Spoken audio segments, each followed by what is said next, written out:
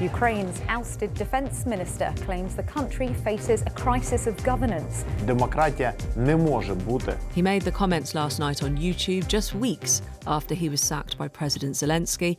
Now he wants his former boss out. He's launched a blistering assessment of the way government here in Ukraine has been run. If you ask me why Mykhailo did this now, I think it's, politics. People forget you after a year or so. This demand for elections is rising and is getting bigger and bigger. Maybe he didn't mention President Zelensky by name, but make no mistake, this is a direct challenge to the Ukrainian president from a man he fired just last month. Over the next 10 minutes or so, we'll look at the call for wartime elections from the former defence minister. We'll assess how serious it is for Mr Zelensky, and we'll ask, could a vote actually happen? And what about the potential Russian interference? First, just who is Mykhailo Fedorov? Mykhailo Fedorov is 35, a charismatic politician, credited with bringing in elements of gamification to the war in Ukraine, as well as leading a drive against corruption and challenging outdated military structures. In the early days of the war, Fedorov set up a volunteer IT army of Ukraine to launch cyber attacks against Russians.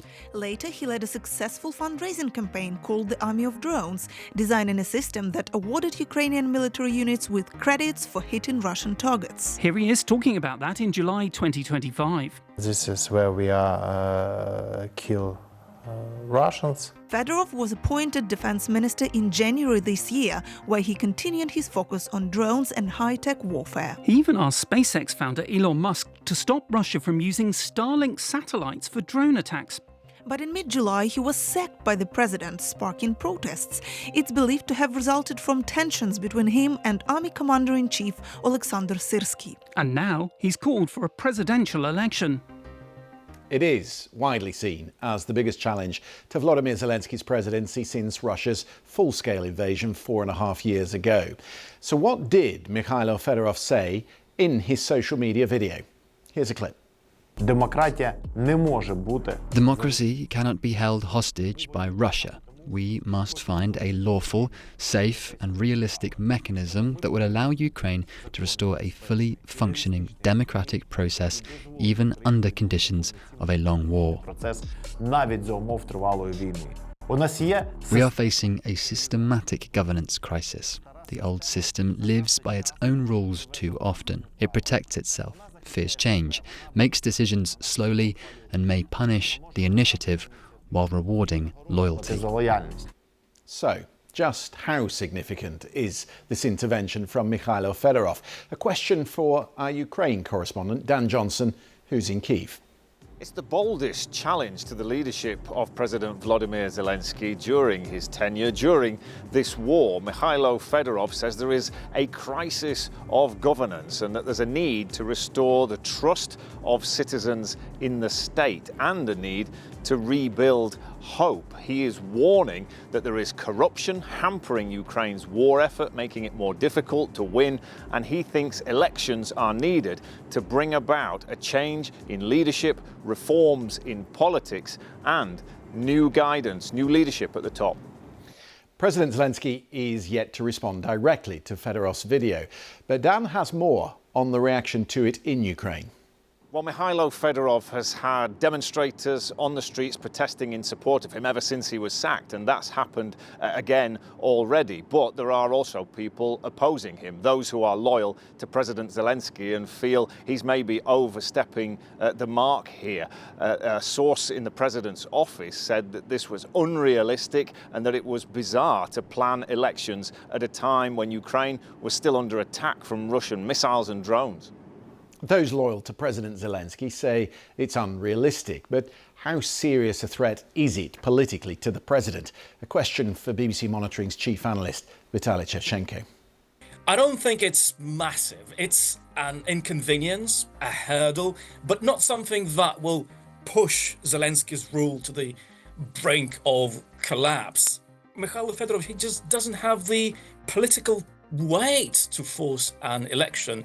His popularity is surging, but he's still lagging behind Zelensky. He's the third most popular politician in Ukraine. And even though rallies in his support are continuing, they are relatively small scale, and also his supporters are demanding his reinstatement, not an election. Is it possible to stage an election while the war continues? Let's go back to our Ukraine correspondent, Dan Johnson.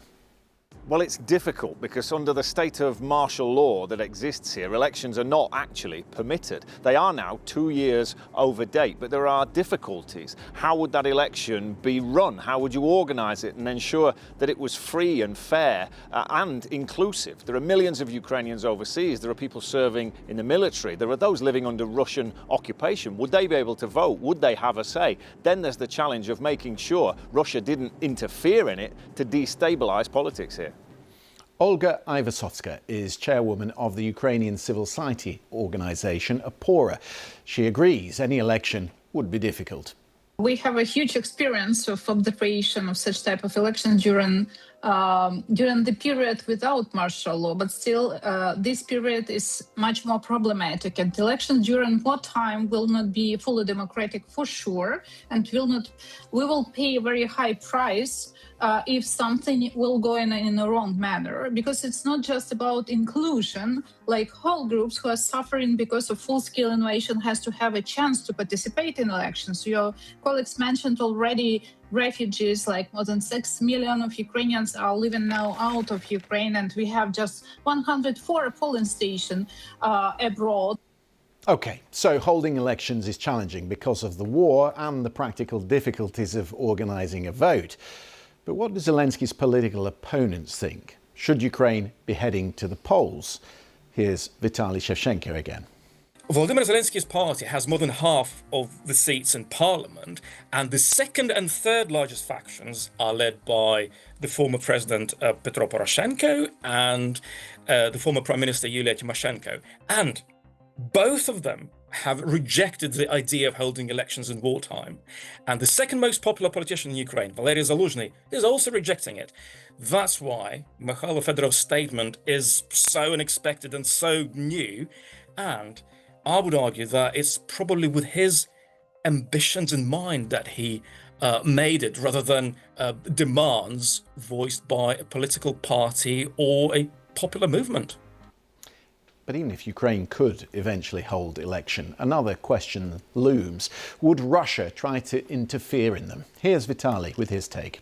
This is what Russia does to its neighbors. This is what it's been doing since Ukraine's independence and the independence of other former Soviet republics. So if Ukraine were to hold an election, it's clear that Russia will attempt to meddle, that Russia will attempt to sow division and also bring somebody to the head of government in Ukraine, the head of state in Ukraine, somebody who's pliant, who follows guidance from Moscow, who toes the line for the Kremlin.